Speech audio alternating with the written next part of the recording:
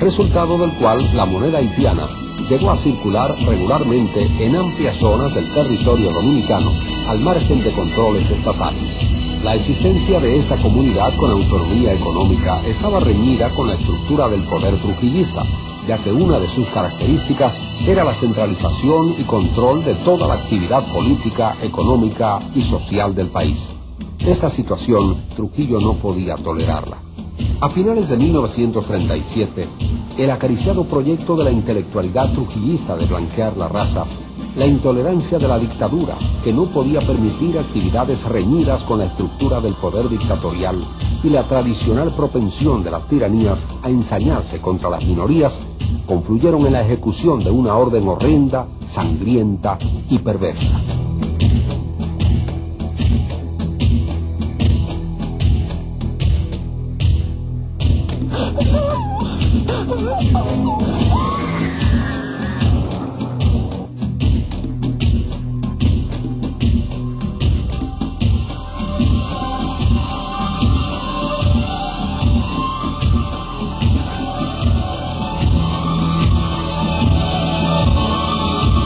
Durante 12 días, del 28 de septiembre al 8 de octubre, fueron asesinados alrededor de 15.000 nacionales haitianos, entre hombres, mujeres y niños, y sus propiedades confiscadas por los ejecutores de la matanza.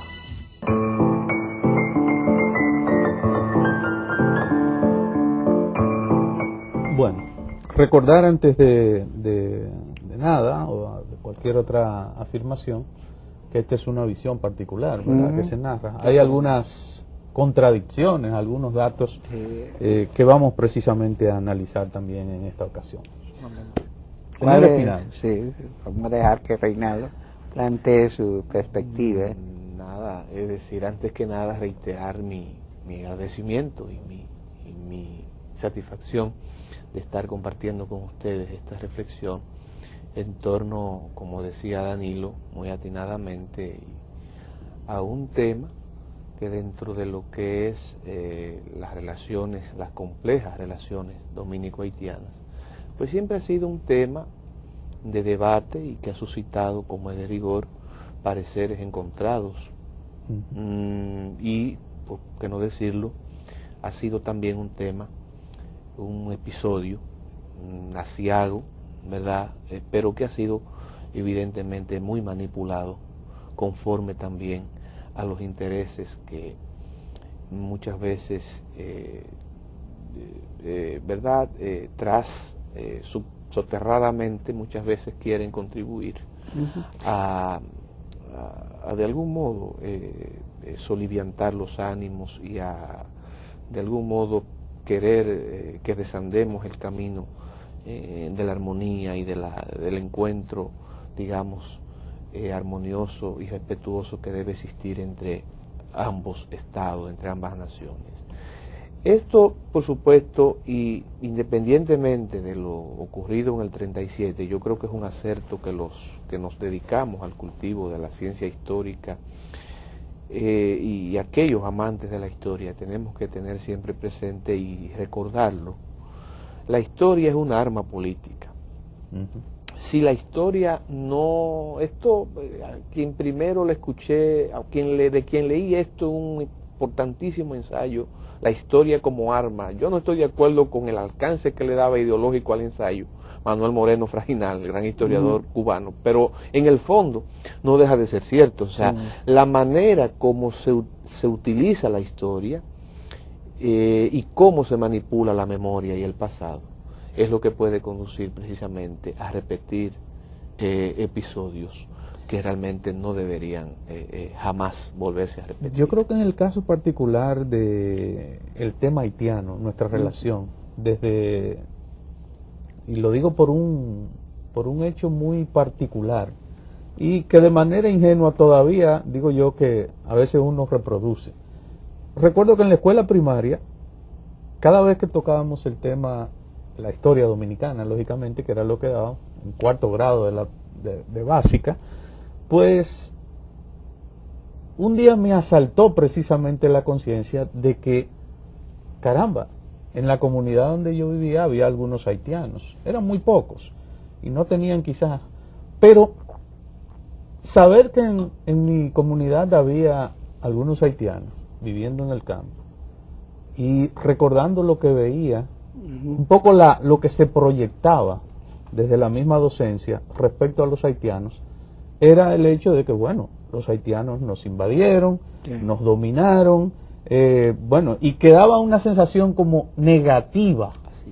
Sí. Precisamente negativa en una mente infantil. No podía elaborar otros elementos, pero ciertamente quedaba desde ahí ya una sensación de rechazo. Y fíjate una cosa, durante años, sobre todo historiadores de izquierda posterior a la era, han hablado de los historiadores trujillistas, sin especificar. Sin deslindar. Sí, y yo creo que han sido dos historiadores específicos, Bernardo Pichardo y Marino Hinchauti, quienes construyeron una historia que acentuaba la matanza de Moca y que yo creo que subliminalmente era una reconstrucción encaminada a crear coartadas por estos sucesos.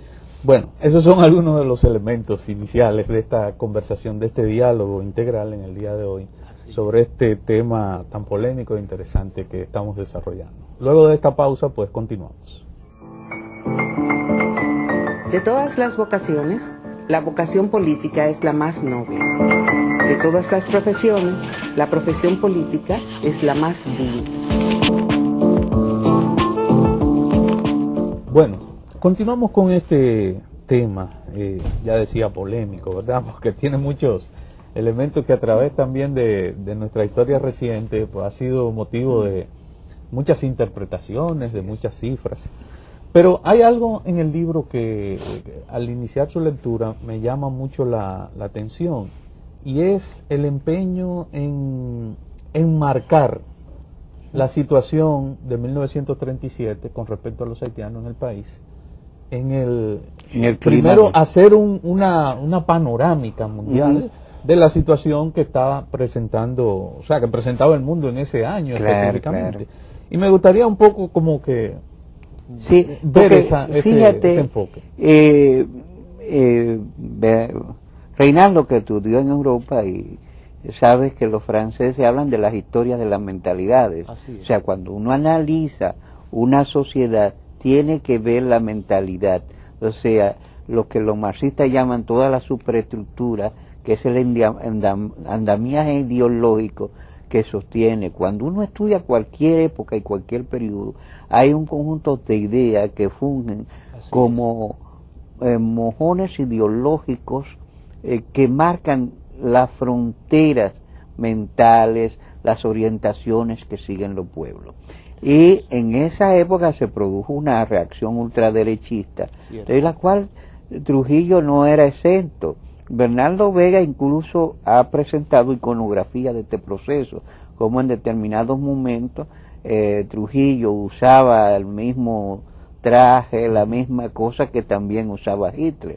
Pero además las nominaciones, Hitler era el Führer, el jefe, Benito Mussolini y Ducci, y Trujillo era el jefe, era la misma nominación. Y en ese periodo es que se produce toda este proceso. Entonces tiene que ver con la dinámica. Que tú, como estudioso de las ciencias sociales y de la historia, sabes cómo fue ese final de la década del 20, porque hay que situarse en esa perspectiva. Es decir, en 1929 fue el detonante, ¿verdad?